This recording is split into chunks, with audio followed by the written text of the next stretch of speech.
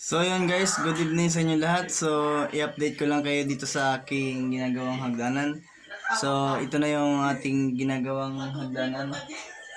Ayan, at kawayan lang yung tukod niya. Ayan. So papakita ko sa inyo kung anong naging resulta nitong aking ginagawang hagdan. So ito na. Kawayan lang yung tukod niya pero okay naman siya. Kasi matibay naman yan. Ayan. Ito na siya. Natigil yung ating paglalatag ng bakal kasi kinulang yung aking bakal. Ito lang. Ito. Yung may mga butas na yan. Yan. Ano pa ng bakal yan. Lalagyan pa. So ito. Ayan. So unang latag pa lang yung ating nilagay na bakal. Meron pa siyang sa ibabaw. Ayan. Kulang pa kasi bakal na bili ko. Kaya bibili pa siguro ako bukas. Ayan.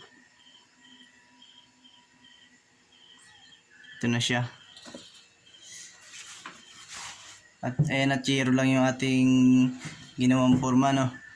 Walang plywood kasi. Yero lang ang meron ako eh. Ayan, no.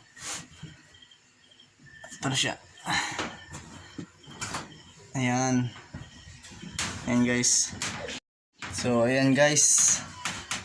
At ito pati yung ano, kulang pa pati siya ng step.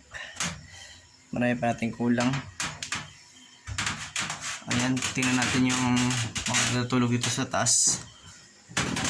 Oh. Aba, mabait ah. Tulog na kagad ah. Uy. Tulog na kayo?